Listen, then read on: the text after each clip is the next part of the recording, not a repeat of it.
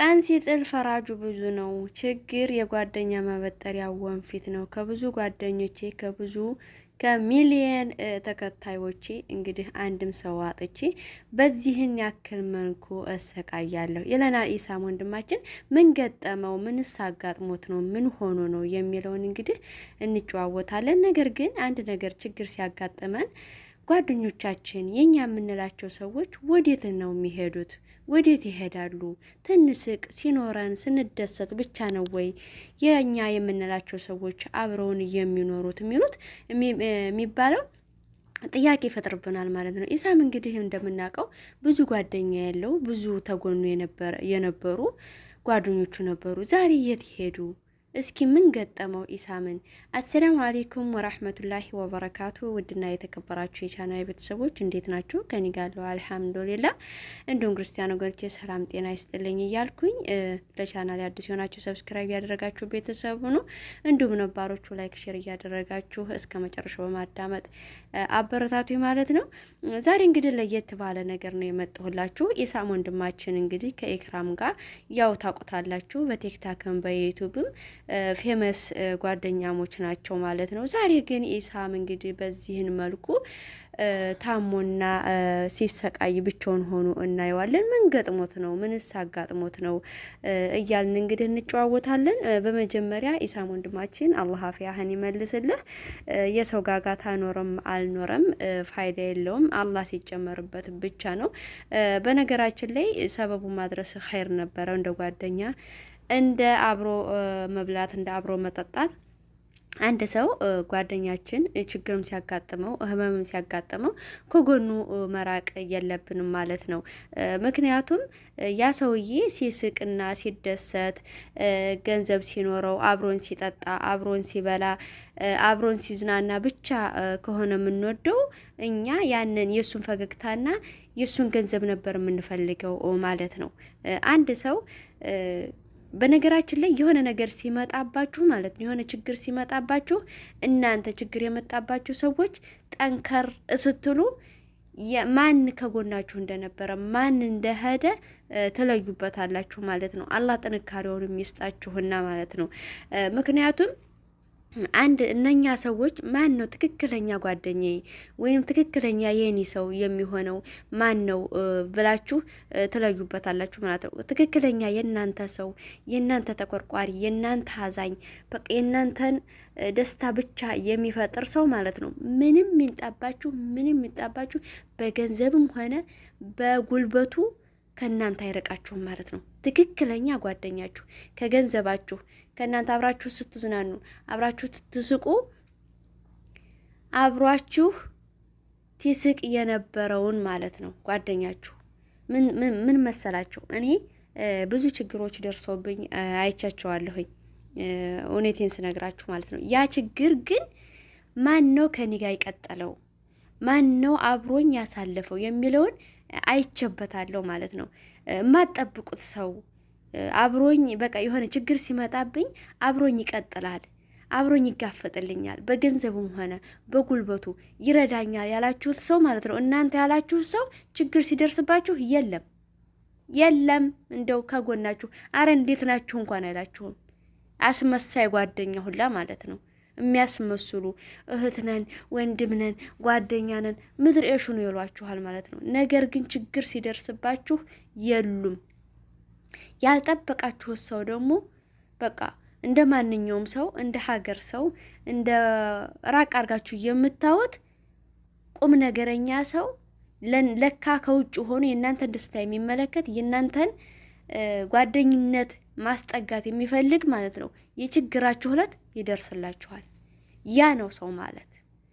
ወንድም ሆናችሁ ሴት ማለት ነው ለጓደኛችሁ ለአብሯችሁ ለሚሆን ሰው መስዋዕትነት መክፈል አለባችሁ። አሁን ኢሳም በዚህን መልኩ በሰው ችግር የሚቸገር ሰው ነበር ወይ? ካሉት ጓደኞች የት ሄዱ? እነረሙ እነ አረ ስንቱ አብሮት የሚኖሩት አብሮት የሚበሉ የሚጠጡ ከኢክራም ውጭ ማለት ነው ያሉት የት ናቸው? እንደዚህ አይነት ችግር ደርሶበት መቼም በጽሁፍ የምናሰፍራቸው ማለት ነው ሀባይቦቼ። ውስጣችን ያለውን ነው አውጥተን የምናንበጻርቀው። ይሄ ሰው ከጎኑ ቢሆኑ እንደዚህ መርገጥ የሌለብኝን እግሬን ረገጥኩበት ሰው በማጣቴ ነው ያለው። እንግዲህ እንደዚህ የሆነው ምንድነው ስለሌሉ ነው። ከዛ ከውጭ እንኳን ውሃ የሚያመጣለት አጥቶ እንግዲህ አስባችሁታል። እንዳትረግጥበት የተባለውን እግሩን እንግዲህ ረግጦበት ውሃ እያመጣ ነው ያየሁት ማለት ነው። እና አንድ ሰው ስትቀርቡ ለገንዘቡና አብሯችሁ ሆይ ሆይ ባለበት ሰዓት ብቻ አትቅረቡት። በቃ በቃ በገጠመው አጋጣሚ ከጎኑ ባላችሁ አቅም። ገንዘብ ስለሌለ ለምን እንጠጋለን አይደለም። ገንዘብ ብቻ አይደለም ለሰው ልጅ በጉልበት ይረዳል። አብራችሁ በመሆን አሁን ኢሳም አስባችሁታል። ቪዲዮ ሲሰራ ራሱ ዙሪያውን ከበውት እንዴት እየሳቁ ወደ መዝናና ቦታ ሲሄዱ መኪናው ላይ የሰው መዓት ሰፍሮ ነበር የሚሄደው። እነኛ ሁላ ዛሬ የት ሄደው ነው? እግሩን በዚህ አይነት መልኩ ታሽጎ በዚህና አይነት መልኩ እንዳትረግጥበት ተብሎ ለፊቱ መታጠቢያ ውሃ እንኳን የሚያመጣለት አጥቶ ነው እንግዲህ ረግጦበት የሄደው። ቴክስቱን በደንብ ታነቡታላችሁ ያላችሁ ማለት ነው። እና ሁላችሁም ለጓደኛ ማለት ዘመድ ማለት ሲኖረው ሲጫወት ሲደሰት ብቻ አይደለም። ችግርም ሲደርስበት ከጎኑ ልንሆን ይገባል። አትራቁ። በቃ መራቅ የለብንም እንዴ።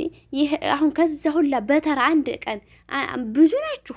ወደ 5 ነው 6 ወንዶች ጓደኞች ነበራችሁት። ኢክራምን ተዋት፣ መቼም ሴት ናት፣ አብረው ላትኖር ትችላለች። ቤት ውስጥ አብረው ላታድር ትችላለች። እየመጣ ልጠይቀው ነው የምትችለው መቼም እሷ ሴት በመሆኗ ማለት ነው።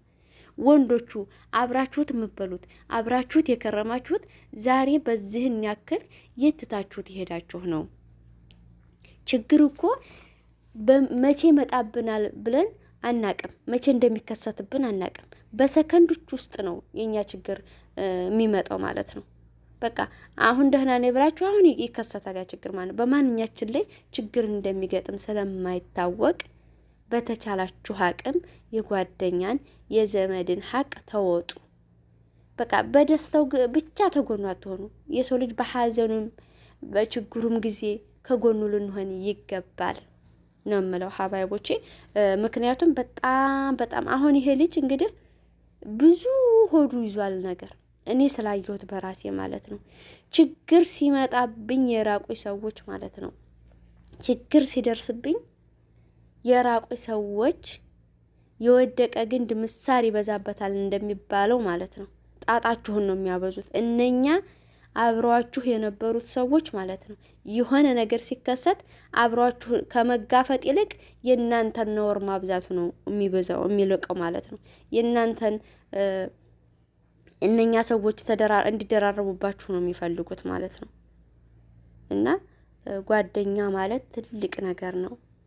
ይሄ ሰው እንግዲህ በዚህን ያክል ለምን ከያ ሁላ ጓደኛ ከ1 ሚሊዮን በላይ ፎሎወርስ አለው።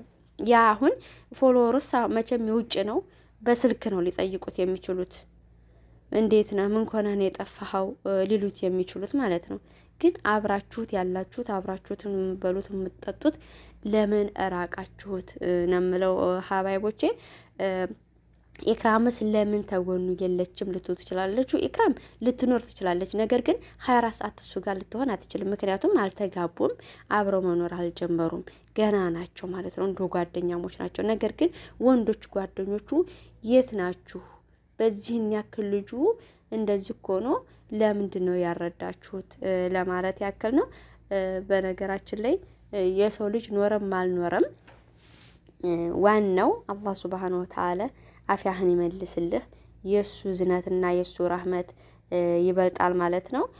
በወቅቱ እንግዲህ በጊዜ ድነህ አብረሃቸው ከነሱ ጋር እንደምትመለስና ያለን ያው ማን ከጎንህ እንደነበረ እንግዲህ ትለይበታለህ። የሆነ ችግር ሲመጣባችሁ ጠንከር ብላችሁ ለማለፍ ሞክሩ።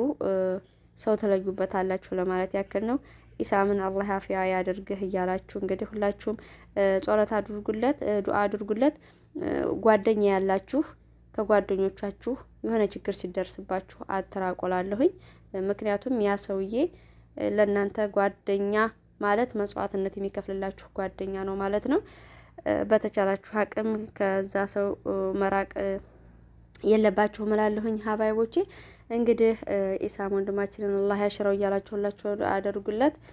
የሰው ልጅ ግን በደንብ የሆነ ነገር እኔ እንዲያው በእኔ ብቻ ይመስለኝ ነበር፣ ለካ ሁሉም ጋር አለ። የሆነ ችግር ሲመጣ ሰው የለም ከጎን ለምን እንደሆነ አይገባኝም ማለት ነውና በተቻለን ያክል አብረን ላነናቸው ሰዎች መስዋዕትነት ብንከፍል እላለሁኝ።